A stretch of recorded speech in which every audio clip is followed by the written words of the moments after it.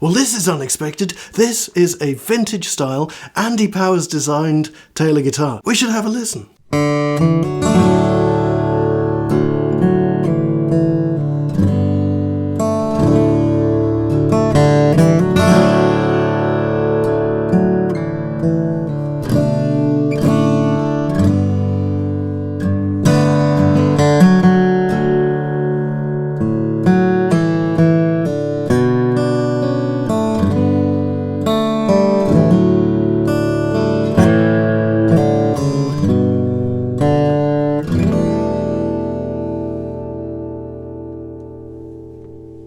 Well, look at this, a real meeting of modern and traditional guitar design in a new Taylor model that's just been launched at this year's NAMM show. I've got to be honest, my first impression was that this instrument looks like the work of a sole luthier, especially with this headstock and the handwritten logo.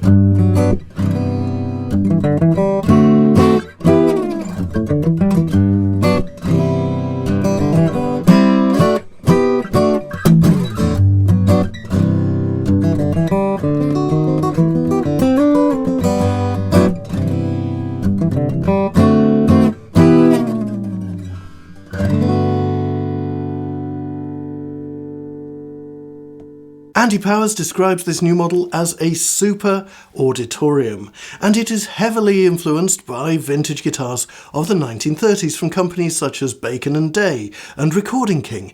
It's very similar to Taylor's Grand Auditorium design, but with a slightly more curvaceous body, less tight at the waist as well.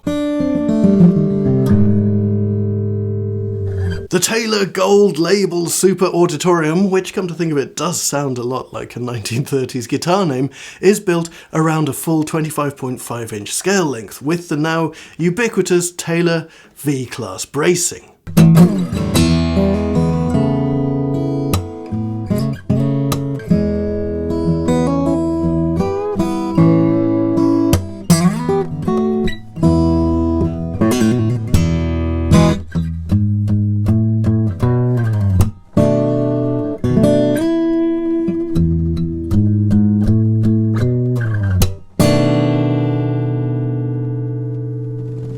There are two options in this first release. You can have either Hawaiian Koa on the back and sides or Honduran Rosewood, and that is exactly what we have here.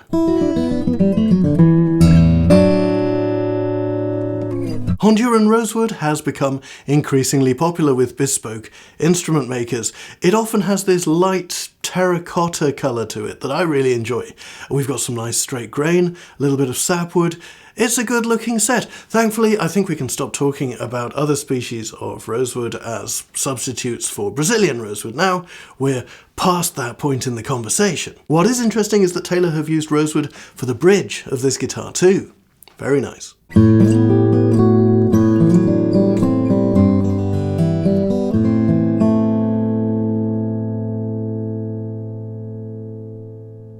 At first glance, this looks like a standard issue mahogany 14-fret Taylor neck. However, it actually features a glue-free long tenon design inspired by traditional guitars of the early 20th century.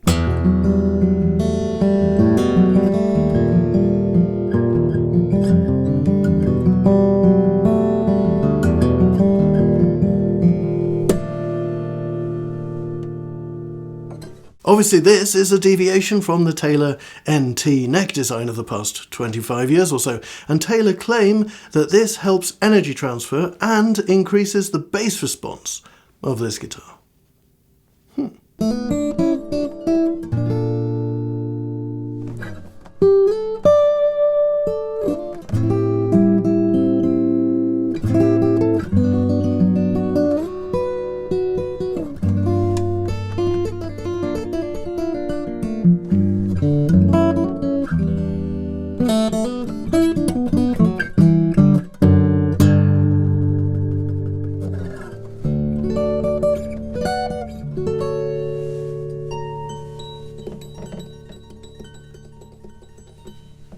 The soundboard is torrified Sitka Spruce, so heat-treated spruce, which, if you subscribe to that sort of thing, should give us a more open and lively response.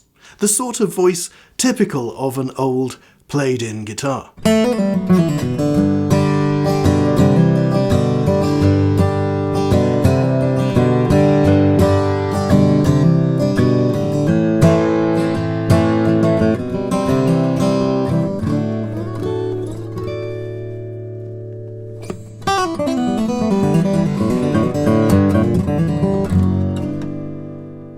What it definitely does have is that slightly metallic character to the initial transient, so typical of Sitka.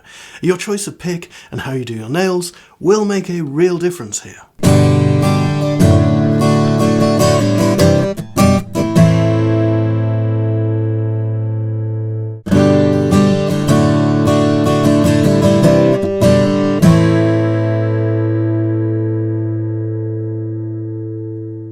From the aesthetic point of view, this guitar is really quite intriguing. To me, Taylor have always stood for precision-made efficiency and consistency, and this guitar, however, feels a little more whimsical, I guess.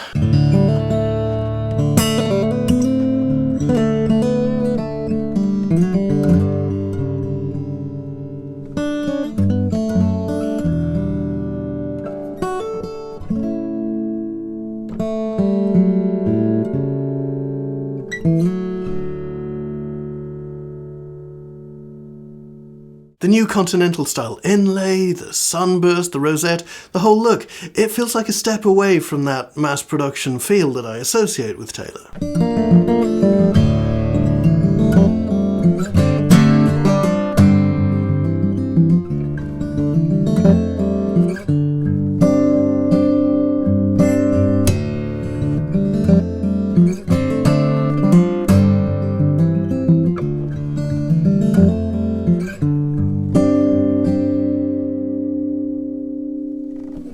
It feels very much like a Taylor still. We've got the gloss body and the semi-matte neck. It sounds like one too.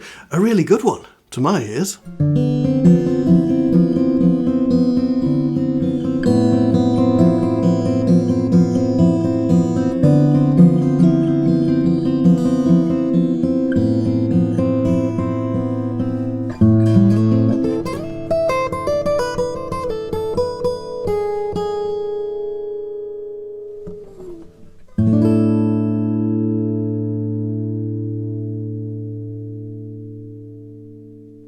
Does it sound like a 1930s guitar? Well, no, not even close. The Gibson Murphy Lab is doing a much more authentic job of that sort of thing, but just because a guitar takes inspiration from a certain period in the instrument's history doesn't necessarily mean that it has to sound 100 years old. You can read my full review of this instrument right now at guitar.com. There's a link in the description below. In the meantime, drop me a comment with your thoughts, and I'll see you in the next one. Until then, stay tuned.